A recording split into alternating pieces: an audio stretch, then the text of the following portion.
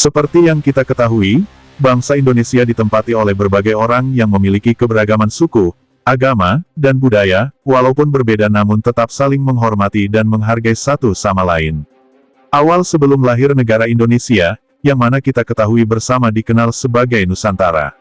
Bukan cuman itu, negara Indonesia di setiap wilayah dan provinsi, kalian sadar tidak? Ada yang berkulit putih, kuning langsat dan ada pula berkulit hitam. Mungkin benar, kalau akar leluhur bangsa Indonesia mempunyai akar leluhur berbeda. Namun, tahukah kamu kalau perbedaan suku, agama, dan budaya di Indonesia menjadi hal yang menarik untuk dibahas? Siapakah nenek moyang Nusantara sebenarnya, yang menjadikan negara Indonesia kini, yang kita nikmati bersama? Apakah leluhur Nusantara, atau leluhur di luar dari Nusantara? Sebelum kita mengupas pembahasan ini, bagi kalian yang baru bergabung mohon dukungannya, dengan cara subscribe, dan bunyikan lonceng notifikasinya. Agar kalian mendapatkan informasi dan berita terbaru dari channel Gumata. Teori Yunan, merupakan teori yang paling banyak diketahui dan seringkali digunakan dalam pembelajaran yang ada di sekolah. Dalam kajian mengenai awal mula nenek moyang bangsa Indonesia, terdapat 4 teori besar yang dikemukakan oleh para ahli, dan yang menjadi salah satunya adalah teori Yunan, yang seringkali diyakini serta umum dijadikan sebagai acuan. Pada teori Yunan, dinyatakan bahwa bangsa Indonesia berasal dari Yunan, yang merupakan sebuah daerah di China Selatan. Di mana teori tersebut, didasari pada hasil temuan teknologi serta persamaan bahasa yang ada, dan menjadi alat untuk berkomunikasi. Pada awalnya, seorang sejarawan yang juga dikenal sebagai seorang arkeolog asal Austria, bernama Robert Baron von Hein, melakukan sebuah kajian mendalam mengenai kebudayaan megalitik di Asia Tenggara, dan Pasifik. Melalui kajiannya tersebut, Robert Baron von Hein, mengemukakan dan menyimpulkan bahwa di masa Neolitikum, atau tepatnya pada 2000 sebelum Masehi, hingga 200 sebelum Masehi, terdapat sebuah bangsa yang melakukan migrasi dalam beberapa gelombang, yang bergerak dari Asia Utara menuju Asia Selatan. Menurutnya, migrasi tersebut membuat banyak manusia purba, yang pada akhirnya mendiami berbagai pulau yang terbentang dari Madagaskar, yang ada di Afrika, hingga dengan Pulau Paskah yang ada di Chili. Hasil kajian tersebutlah yang pada akhirnya melahirkan sebuah pemikiran, mengenai nenek moyang bangsa Indonesia yang berasal dari Yunan. Teori Yunan, yang ada sendiri didukung juga oleh kajian beberapa ahli sejarah lainnya, seperti Muhammad Ali, Robert Baron von Hein, dan juga Johann Hendrik Caspar-Kern. Dikemukakan oleh Muhammad Ali pada kajiannya, bangsa Indonesia berasal dari Yunan, yang terdesak melakukan pergerakan ke selatan. Hal tersebut dikarenakan masuknya berbagai suku lain yang memiliki kedudukan yang lebih kuat. Selain itu, ahli sejarah Johann Hendrik Caspar-Kern juga mendukung teori yang ada tersebut. Menurut pendapatnya, bahasa yang digunakan oleh orang yang tinggal di Kepulauan Indonesia, masuk ke dalam rumpun bahasa Melayu Polinesia, atau juga yang dapat dikenal dengan bahasa Austronesia. Pada teori Yunan sendiri, bahasa Melayu yang ada atau digunakan tersebut, juga memiliki kemiripan dengan berbagai bahasa lainnya, seperti bahasa Champa, Vietnam, dan juga Kamboja.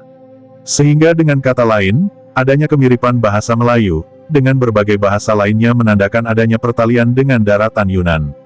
Sebagai ahli prasejarah, arkeolog dan etnolog, Robert Baron von Hein Gelden, juga pernah melakukan kajian terhadap kebudayaan megalitik, yang ada pada Asia Tenggara dan Pasifik.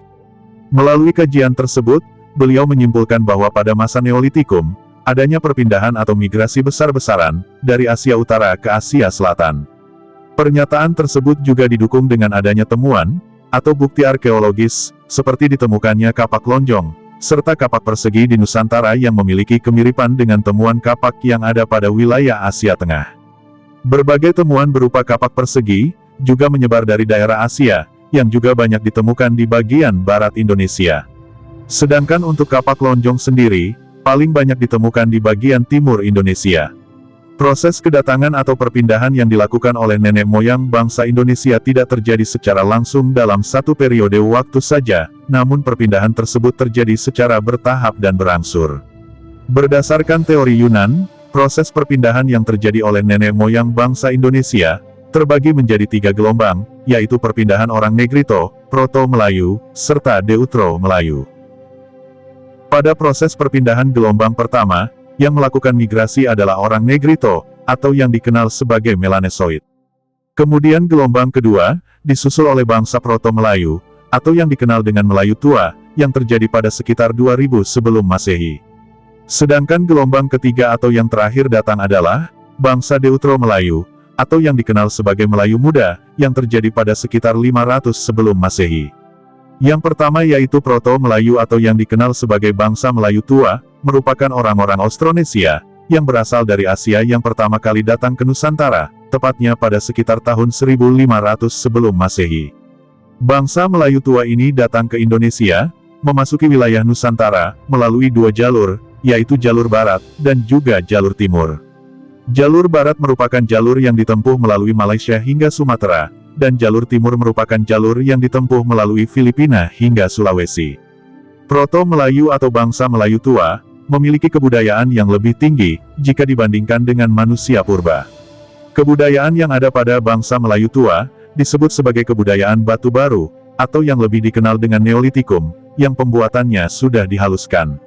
Pada penelitian yang dilakukan oleh Van Hikeren, di Kalumpang, yang tepatnya di Sulawesi Barat, banyak ditemukan tembikar, pecahan keramik dan juga kapak segitiga dan lonjong. Dengan kapak lonjong, yang dibawa oleh orang Austronesia yang datang dari arah utara, maupun melalui Filipina serta Sulawesi. Suku bangsa Indonesia yang termasuk ke dalam anak dari keturunan bangsa Proto-Melayu, atau bangsa Melayu Tua, adalah suku Dayak dan juga suku Toraja.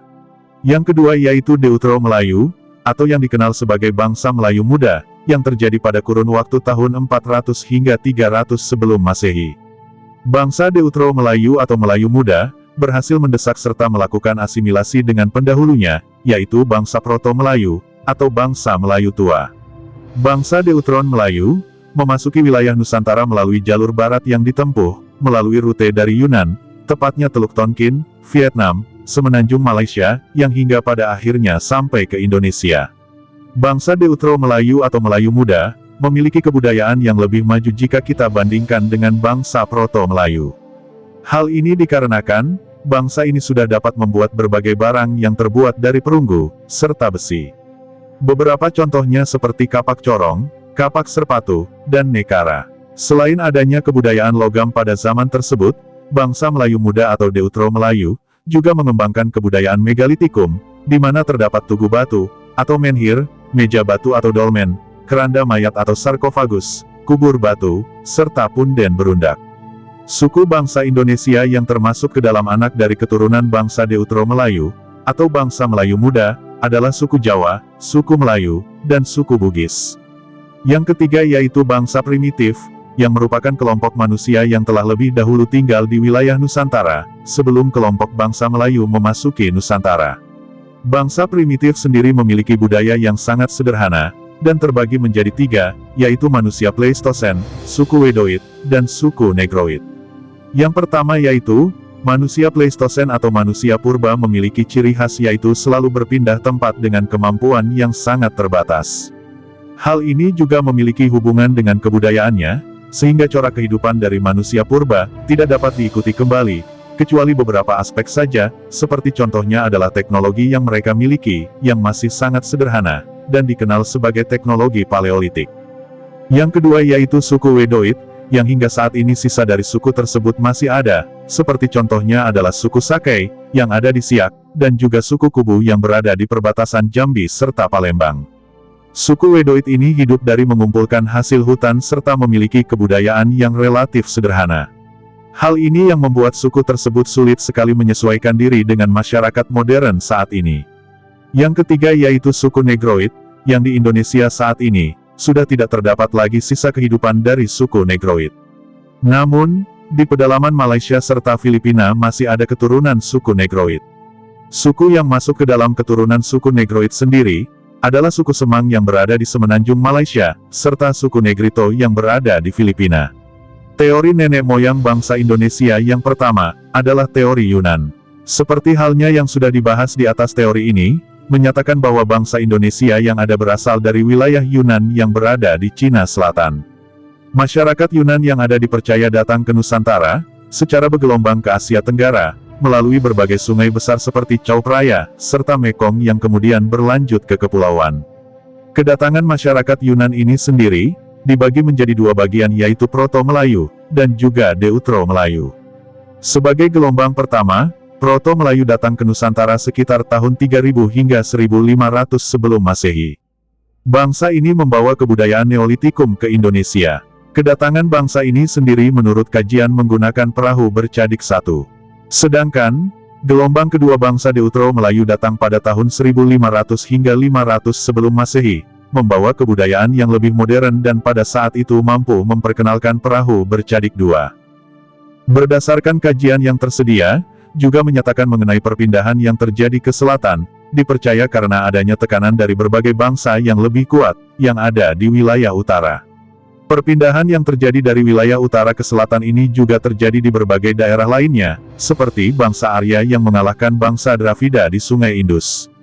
Teori nenek moyang bangsa Indonesia yang kedua adalah teori Nusantara. Dalam teori Nusantara menyatakan, bahwa nenek moyang bangsa Indonesia berasal dari Nusantara sendiri. Hal ini didasari dengan adanya pemahaman, bahwa masyarakat Nusantara yang ada memiliki kebudayaan yang tinggi sejak dulu. Sedangkan, mengenai permasalahan kesamaan kebahasaan dengan wilayah lainnya, menurut teori ini dianggap sebagai sebuah kebetulan. Hal tersebut dikarenakan mobilitas masyarakat Nusantara yang sangat tinggi. Penemuan berbagai fosil manusia purba, seperti Homo wajakensis, serta Homo soloensis di Indonesia, menjadi salah satu bukti bahwa keturunan tertua manusia berasal dari Nusantara. Teori Nusantara yang ada juga didukung oleh berbagai ahli sejarah lainnya, Muhammad Yamin, J. Crewford, Sultan Takdir Ali Syahbana, serta Goris Kraf. Teori nenek moyang bangsa Indonesia yang ketiga adalah teori Out of Africa, yang pada kajiannya mempercayai bahwa asal mula masyarakat bangsa Indonesia, serta berbagai manusia banyak wilayah lainnya, berasal dari Afrika. Pada teori ini, perpindahan manusia Afrika ke Asia Barat, dimulai ketika bumi memasuki akhir masa glasial pada sekitar 50.000 hingga 70.000 tahun yang lalu. Pada masa tersebut, daerah perairan atau lebih tepatnya laut memiliki kedalaman yang dangkal, sehingga memiliki kemungkinan untuk manusia berpindah melalui daratan baru, maupun perahu sederhana. Perpindahan yang terjadi ini mengikuti daratan Asia hingga ke Kepulauan Indonesia, beserta Australia. Teori Out of Africa ini juga didasarkan pada kajian ilmu genetika, yang ada melalui penelitian DNA mitokondria, yang dilakukan pada laki-laki dan juga perempuan. Teori Out of Africa yang ada, juga dapat diteruskan dengan munculnya berbagai peradaban kuno pertama, yang terjadi di Asia Barat, serta Afrika Utara. Seperti halnya, muncul peradaban pertama di Sungai Nil, serta Sungai Efrat Tigris, yang bisa saja dihuni oleh penduduk yang berdatangan dari benua Afrika. Teori nenek moyang bangsa Indonesia yang keempat adalah teori Out of Taiwan, yang menempatkan Kepulauan Formosa atau yang lebih dikenal dengan Taiwan modern sebagai asal mula manusia yang ada di Nusantara. Teori Out of Taiwan ini, juga membantah adanya kesamaan kromosom antara penduduk Nusantara dengan penduduk Tiongkok. Namun, pada sisi yang lain terdapat kesamaan antara akar bahasa dengan masyarakat Austronesia, yang sebelumnya menduduki Formosa. Hal tersebut yang membuat pendukung teori menganggap, bahwa masyarakat Nusantara yang ada memiliki akar leluhur, yang datang dari Formosa. Pada kajian teori ini juga dibahas, bagaimana penduduk Taiwan berpindah ke daerah selatan melalui lautan. Penduduk tersebut pertama kali datang ke Filipina, yang kemudian terus berlanjut menuju ke Kepulauan Nusantara. Penduduk Formosa, yang kemudian berpindah ke Nusantara, disinyalir sebagai nenek moyang dari penduduk Filipina Selatan Sulawesi hingga ke Nusa Tenggara, yang juga dikenal sebagai pelaut ulung berdasarkan kajian sejarah. Penduduk di wilayah Sulu, Bone, Wajo, Minahasa, Bugis, serta Makassar juga dikenal sebagai penjelajah lautan Nusantara. Mungkin itu saja yang bisa saya jelaskan, adapun kebenarannya, sesungguhnya akar leluhur bangsa Indonesia, masih menjadi kajian kita bersama, semoga bermanfaat dan salam Gumata.